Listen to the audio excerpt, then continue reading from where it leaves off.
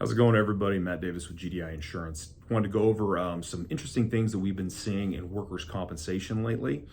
So with costs going up across the board for materials, labor, any overhead items, every invoice you get for your vendor seems to be going up as well.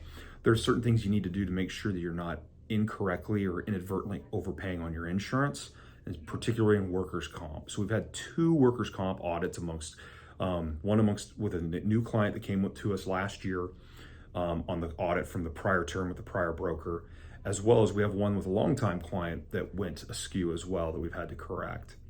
The one with our current client, they have a number of class codes in the construction industry. So you have the over and the under wage threshold classes, as well as they have two different entities that report into the same policy. So when you add any kind of complexity, either a number of different class codes for payroll, you add in multiple entities, those are each one of those little things or any kind of more detail or more complexity that happen increase the likelihood or the chances of having an error in audit. The one with our existing client, they had the construction class codes. Their audit came in at a little over $33,000 additional dollars in premium.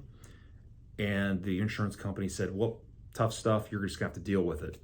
We looked at it, went back and forth about 3 times over the last 4.5 months or so with the insurance company. Their updated invoices for just $253. So almost a $33,000 cut in an audit that is legally due if it's not disputed and corrected properly. On the other one, we have a client that came on board with us. There were a couple of things that happened. One is they had employees move from one classification code to another that drastically increased the premium billed at audit, which was incorrect. And then upon further review, we noticed that the executive officer is paid, the CEO is paid well above the premium or the wage maximum according to WCRB rules and regulations. And he's paid almost double that maximum limit. So we actually are now requesting to have his payroll cut or limited to that maximum. And in doing so, it's going to save them about $1,500 to $2,000 per term that it's on there. And we suspect that it's going to go back at least 1 to 2 additional terms beyond what we have here. So just that one catch with a CEO is actually going to potentially save this client $5,000 to $6,000 on a 3-year window, none of the policies for which GDI actually handled.